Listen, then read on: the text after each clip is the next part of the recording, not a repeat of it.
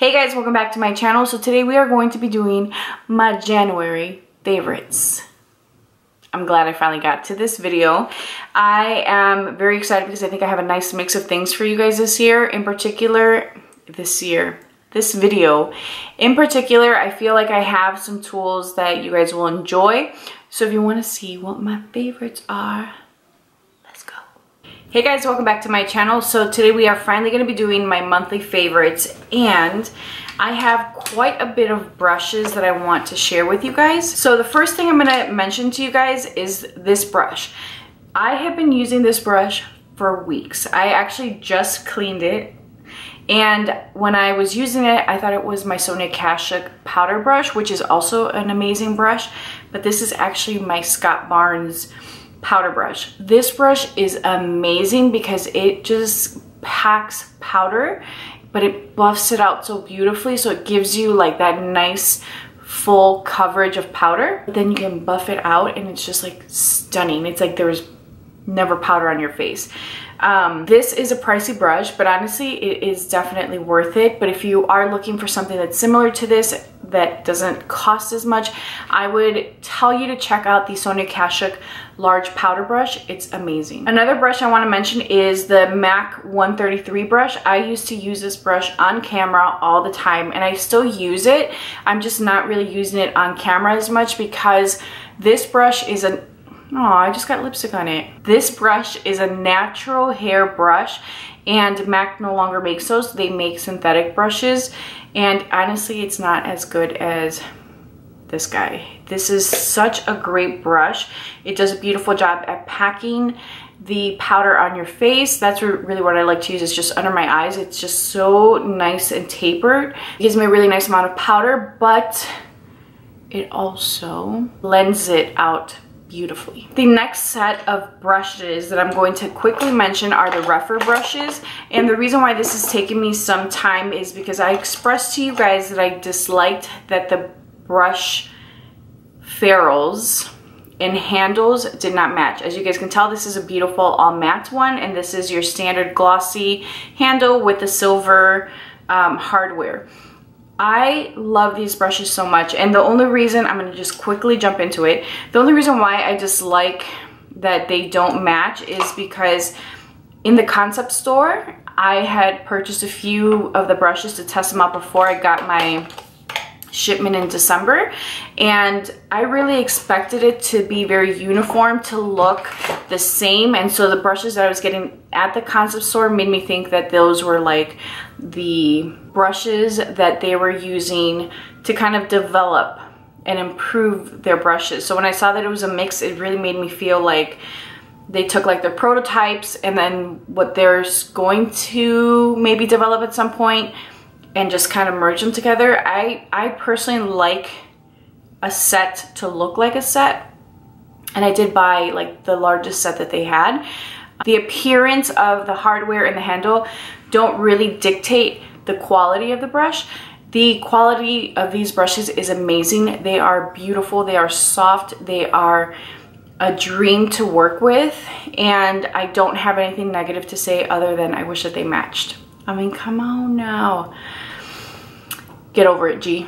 I'm going to mention 4 Royal and Langnickel brushes. I know I told you guys many moons ago that I would review these brushes for you guys, but I went and I got a few of their natural hair brushes because at the time I was looking to replace my MAC ones. So 2 brushes that I absolutely love. They look identical, they're not. This is rounded, this is a little bit more fanned out, but they're both equally dense. This one's slightly larger, and they're super soft. I love these brushes to contour, to bronze, to apply my blush, and to buff out powder. So this one is the BOM 35, which is the more fanned out larger brush. Oops. And this is a BOM 34, so it's slightly smaller, more round and flat. I haven't tried these for foundation. I just thought about it. I'm like, maybe these would be pretty good for foundation. I love them. They're super soft. They're beautiful. They blend out product effortlessly, and they really pack the product out. So while it picks up quite a bit of product, it really helps buff and sheer the product out. So you get a lot of control from these brushes. I bought the Scott Barnes blush palette, and I wasn't a huge fan initially because I kept applying it with this guy. I love this guy. This is the Royal and Langnickel highlighter brush. It's a BOM37. It's very soft, very thin. As you guys can see, it's fluffy. It's not really like packed or very dense. It's very soft and airy. I have been loving this for blush, not for highlighter. I feel like it's too big for highlighter, but for blush, I've been loving it. This brush was not doing it for the Scott Barnes palette. It just looked patchy, it looked uneven, and I feel like with that palette, you really need a nicely packed and dense brush, because as soon as I started to use these two, loved it. It just looks so beautiful. It looked even and smooth on the skin, and it was heaven. Now the last brush I'm going to mention, this is a BOM38. I really like this to blend out the powder under my eyes. I even like to just kind of take my blush and run it through like my cheeks with this brush. I lost my train of thought.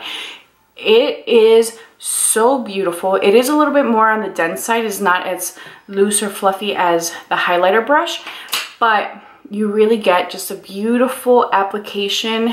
It does kind of come to this pointed tip, but as you guys can see, it's still pretty rounded, and it just applies product beautifully. I'm going to keep saying that throughout the video, but the brushes I'm mentioning today, I really do love and I have been enjoying, and I purposely started to make a mental note and kind of set them aside because I wanted to share them with you guys. I love the color that I had on, but I felt like I just needed a little bit more color. Like I just felt so blah.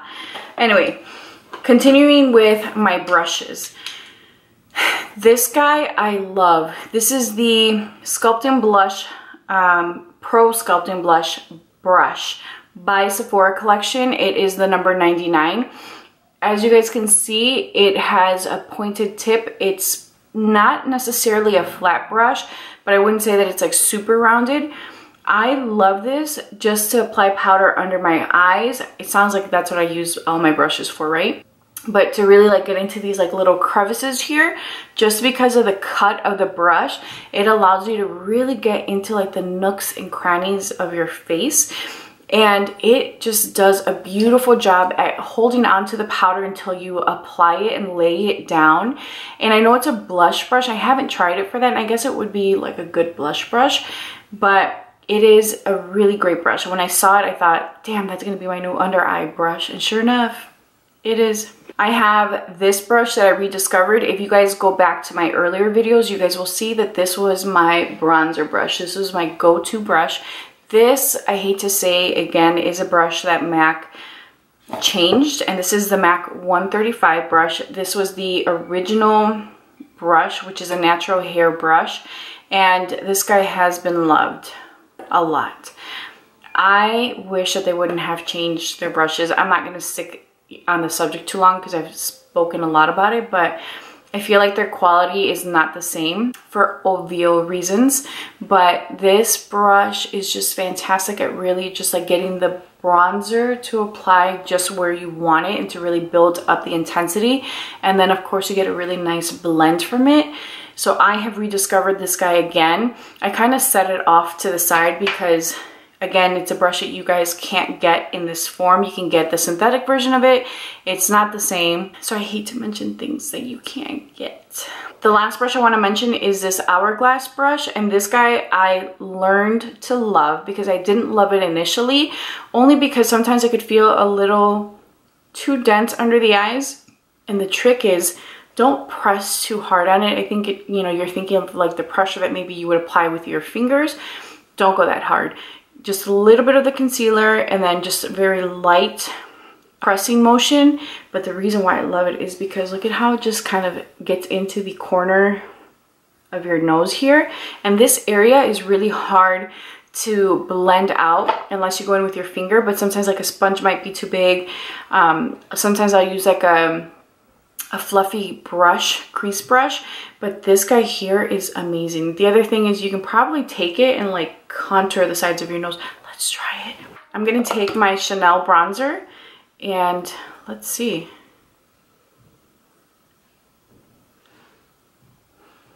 This is really light, but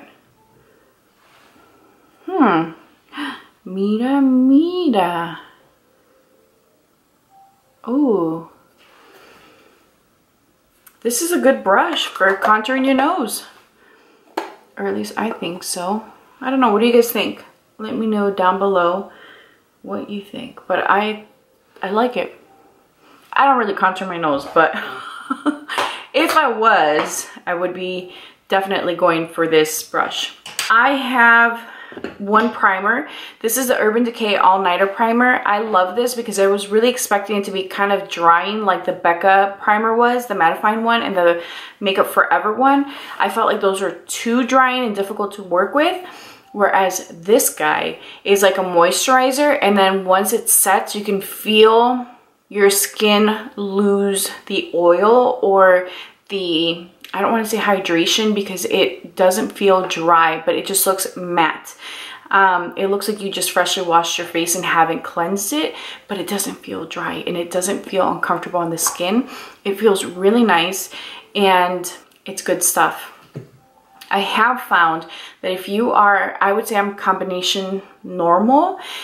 If I am a little bit more on the drier side and I go in with that and a matte foundation, it's too much. It's going to feel overly dry. It's going to look overly dry. And on days where I've mixed it with a hydrating foundation and then I set it with the All Nighter setting spray, it can be a little bit much. So you kind of have to play with the combination and see what you like. But this alone with a velvet finish or even a glowy hydrating foundation is fine. This alone with something that's super matte, it looks bad if you're a little bit on the dry side.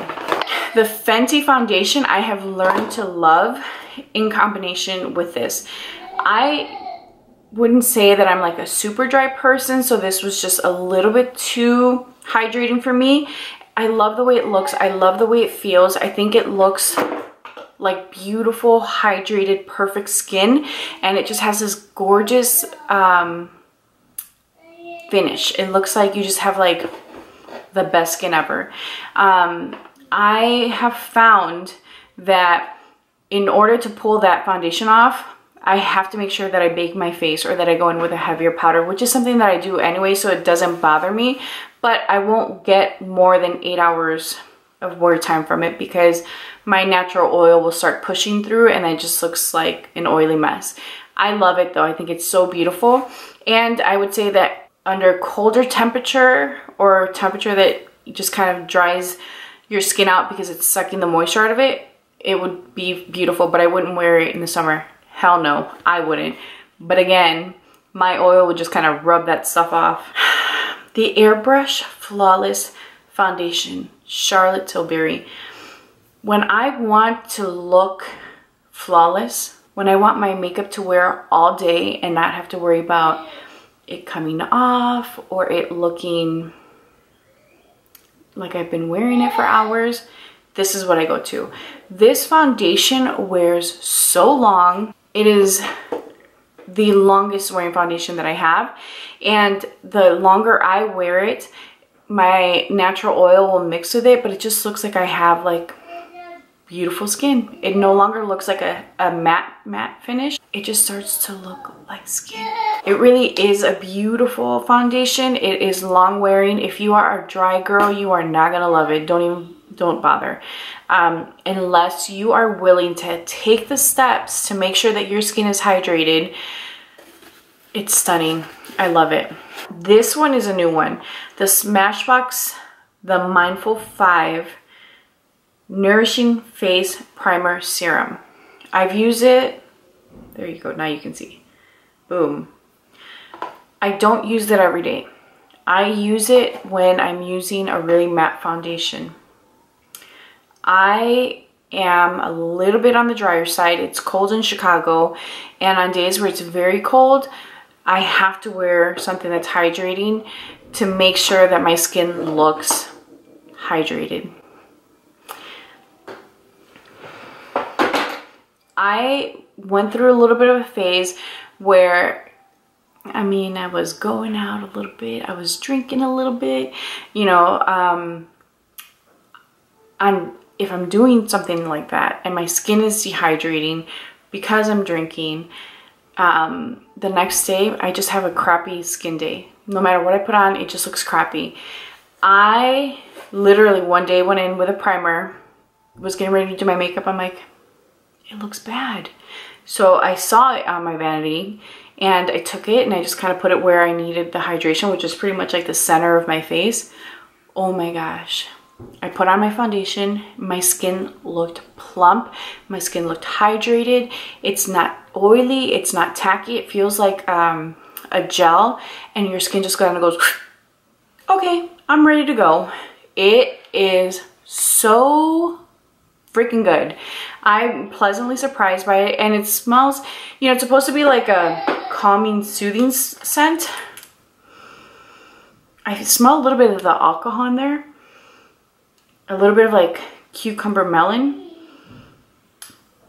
It's not a bad smell, but I wouldn't say that it's like my top scent. It is really good. Charlotte Tilbury again.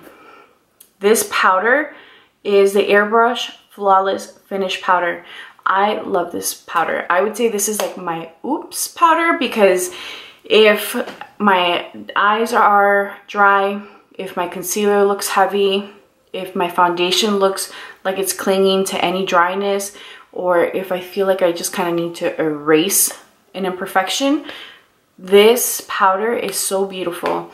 Especially like when I'm doing concealer, if my under eye is just a little too dry and it looks heavy, I'll take the powder and just apply it, and then all of a sudden it's like smooth. Same thing with like my lids whenever I've had dry patches on my eyes, because you guys know that sometimes I'll react to something and it's always my eyelids that just kind of go. I'll take this and just kind of put it over. It's like I just erased it. Like, this stuff is amazing.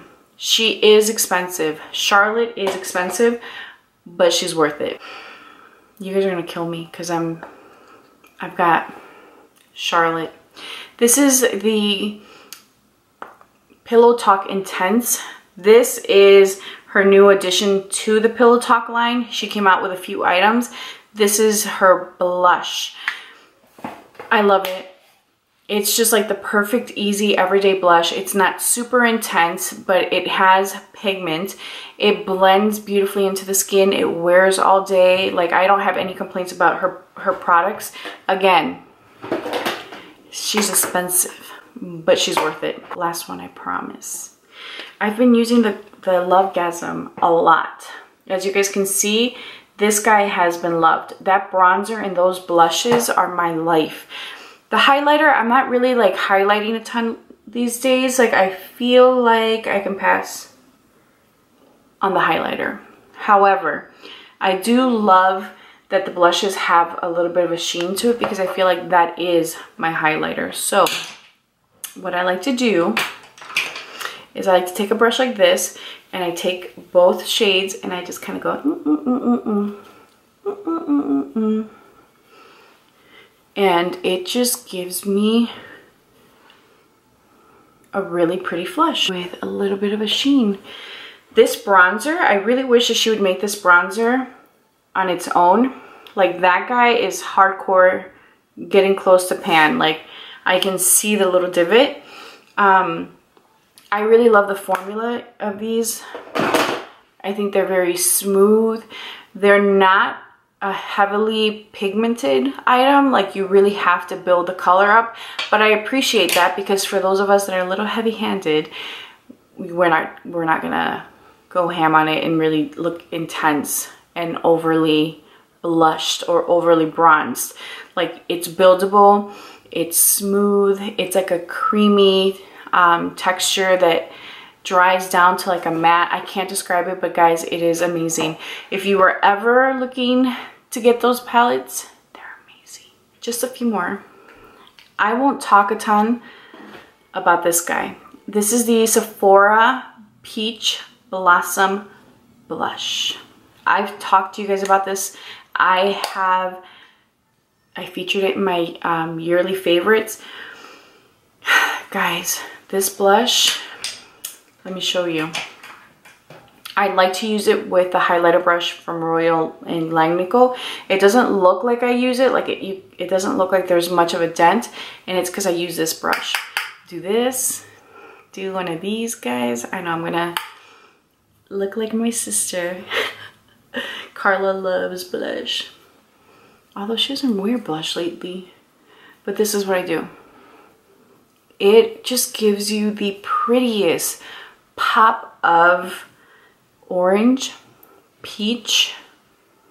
It is my favorite blush. So smooth, pigmented. It stays on like nothing else. Like, this blush does not ever come off. It will look this intense 12, 14, 15 hours later. I promise you guys, these are fantastic. I actually just gave my mother-in-law one. It's like the rose. It was like the rose shade here, and then it was a lighter shade because on my skin tone, it wasn't really showing up. She's a little bit lighter than I am, and it's right up her alley. So I wanted to put it to use because I really do love them. I think that they are great quality, and I want more of these guys. This powder, this is the Soft Yellow Setting Powder by MAC, and it's funny because it says for professional use only. What does that mean? This is a pastel yellow, almost like too yellow powder, and when I got it, I'm like, I don't know if I'm gonna be able to make that work, and it works. It looks so beautiful. It brightens the complexion. It just adds like a little bit of brightness to your skin, and it just looks refreshed. It looks healthy.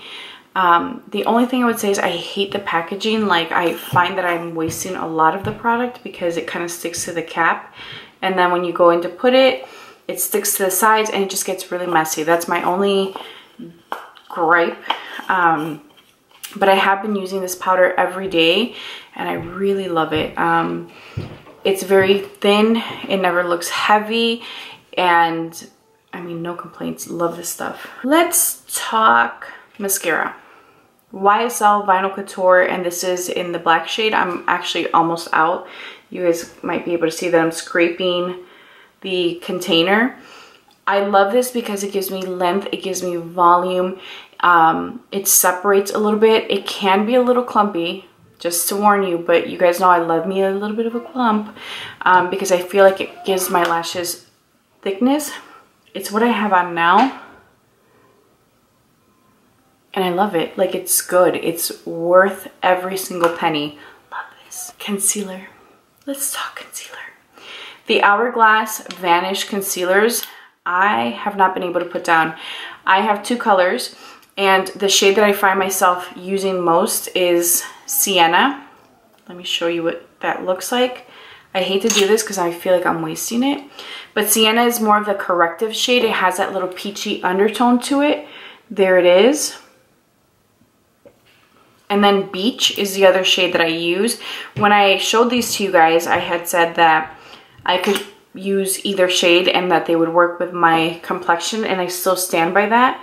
There is Beige, and as you can see, Beige has more of that yellow undertone, and Sienna is more peach. You can mix these, which is what I did in the video where I showed these to you guys, and you can layer them over powder, and it just brightens. But it looks so funny because my hand looks like it doesn't even belong to me. It's so light. I love this concealer. It never looks heavy. It never looks like it's enhancing any fine lines or texture. It sets beautifully. It doesn't move. It's super full coverage. Look, no veins, and a little goes a long way. You do not need a ton of this product. However, if you wanted to use and do like the whole, you know, triangle thing, you can. It doesn't ever look like it's too heavy, atrocious, or like it's aging you. It is really a beautiful product. I think they did a beautiful job with this. I love it. It's the only concealer I've been using since I got it, and I have a lot of concealer, but this is like, I noticed I just kind of like was grabbing for it, and in particular Sienna, because I really like that peachy undertone. But this is going to be like holy grail for me. Last but not least, let's talk about that hair clip. These guys, I bought these on Amazon, I think for a pack of 6 or 12. It was like, maybe I think it was like 12. I paid $6 for these. They are little clips, and they have this little plastic piece attached so that you can put your hair up. And I've had this one in the whole video, and it does not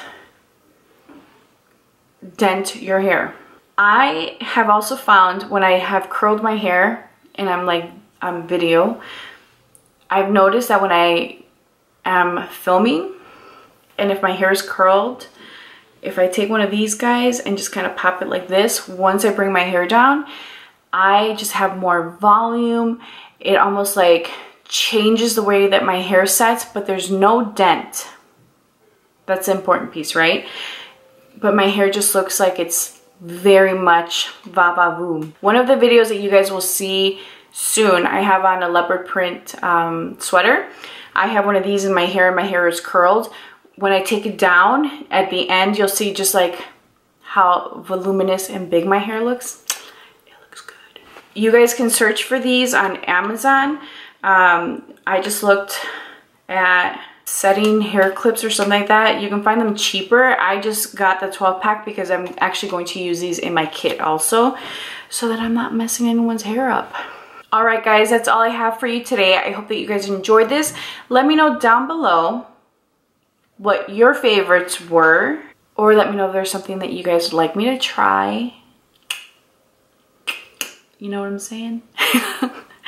And that's it. I hope you guys enjoyed this. Please be sure to subscribe, like this video, and leave a comment down below, and I'll holla at you later. Bye.